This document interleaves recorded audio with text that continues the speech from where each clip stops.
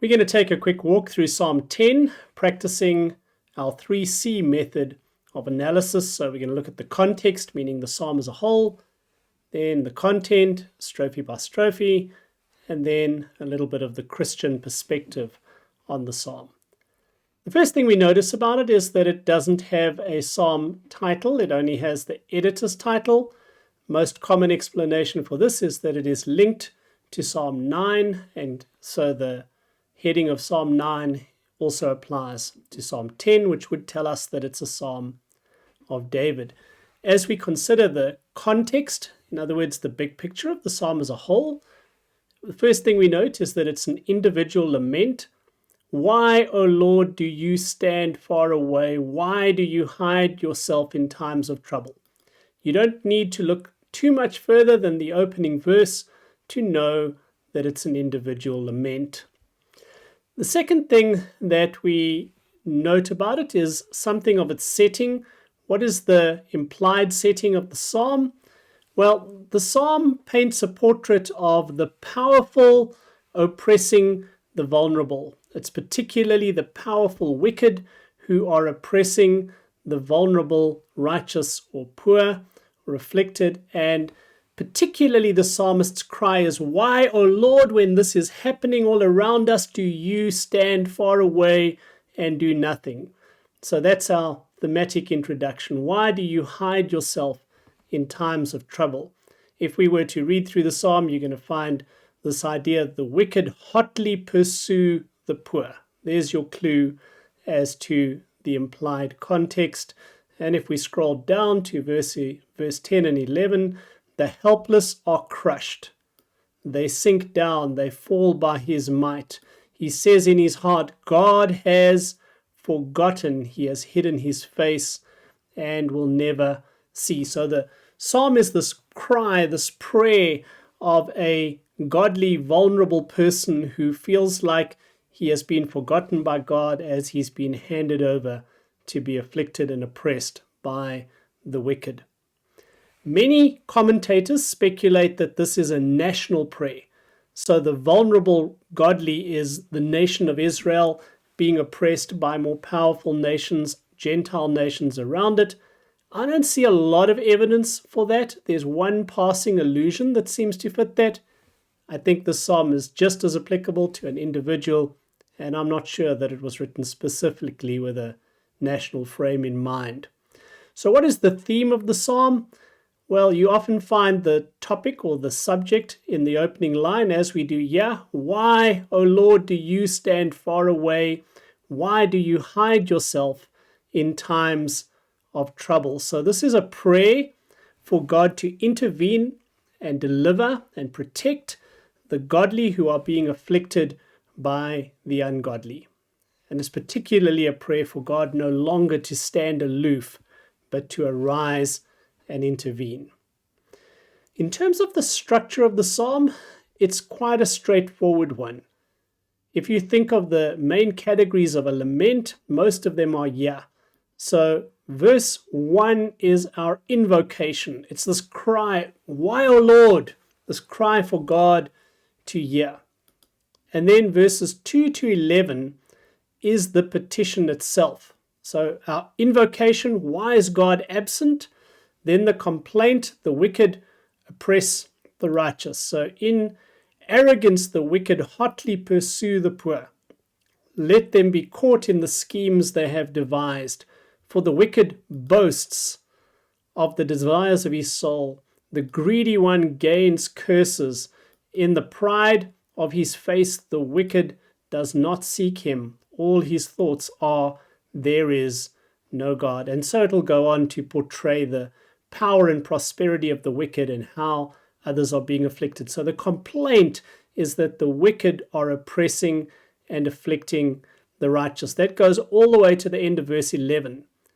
And then there's a petition in verses 12 through 15. Arise, O Lord.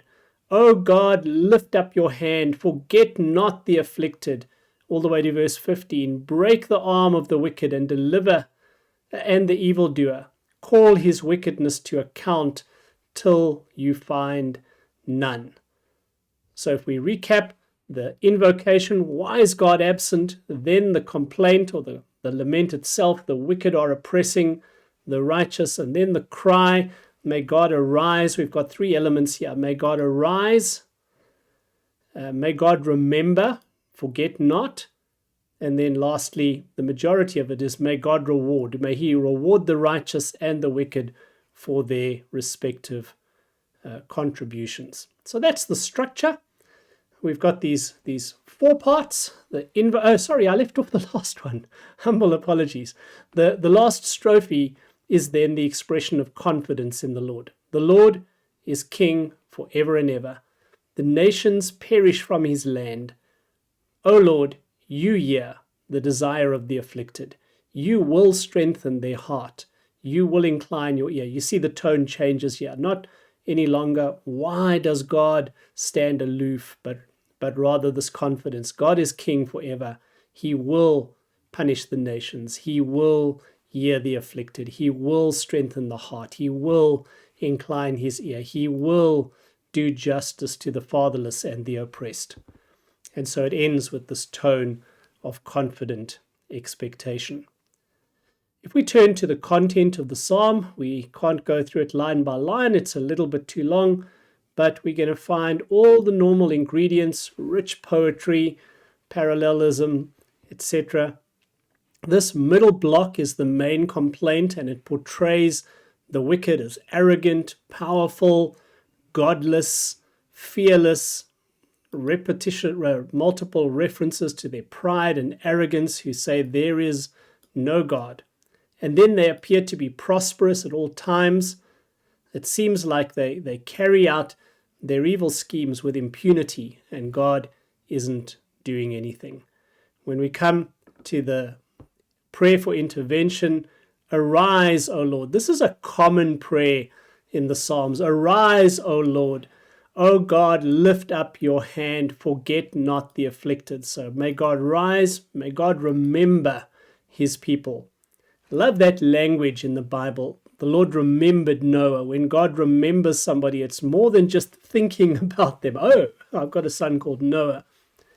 It's that he thinks about them and stirs himself to action. Why does the wicked renounce God? Recurring theme here. There's no God. They renounce God. They carry on as if God doesn't exist. And say in his heart, you will not call to account. But you do see, for you note mischief and vexation, that you may take it into your hands. To you the helpless commits himself. You have been a helper of the fatherless. And then even a miniature imprecation here. Break the arm of the wicked and evildoer. Call his wickedness to account till you find none. So may God rise, may God remember, and may God reward the wicked. And then, as so often, we end with this tone of confident expectation. In his despair, the psalmist voices these thoughts that are almost unbecoming of a believer. That God is absent, that God is indifferent, that God has abandoned his people, that the Lord has left them in the hands of the wicked. But as so often when we praise and even pray through our laments, by the time we get to the end, our hearts have changed and we're in a better space. And we see that here. The Lord is king forever and ever. The nations perish from his land. O Lord, you hear the desire of the afflicted. Maybe as you listen to this, you feel afflicted. The Lord hears the desire of the afflicted. You will strengthen their heart. You will incline your ear. Implication is to their prayers. To do justice to the fatherless and the oppressed, so that man who is of the earth may strike terror no more. Lastly, let's reflect a little bit on this as a Christian prayer. How do we pray Psalm 10 as a Christian? How do we reflect on it as Christians? I think the first thing to note is that living on our side of Calvary, we have a richer theological heritage to draw on than the Old Testament saints. The coming and the cross of Jesus Christ are the supreme demonstration that God is not distant or absent or indifferent, that he loves us, that he enters into our pain and our experience that he is a high priest who has been tempted in all ways like we are, and yet without sin.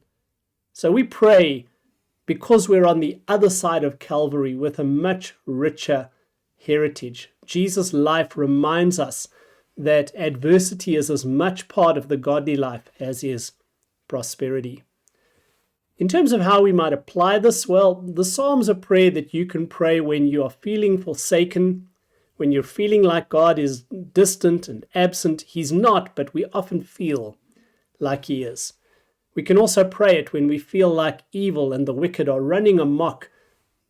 Commonly, a prayer we could pray for our nations, where all too often the wicked run amok and the righteous feel like God has handed the nation over. So, a couple of ways we could pray the themes of the psalm. So that's Psalm 10. Hope you've enjoyed it. Beautiful lament, beautifully, simply structured, unlike Psalm 9 that I struggle to see the structure in, and one that gives us words to pray in times of crisis when it seems like wickedness is prospering, the wicked are running amok. We trust in God. He remains King. He will arise. He will remember, and he will reward.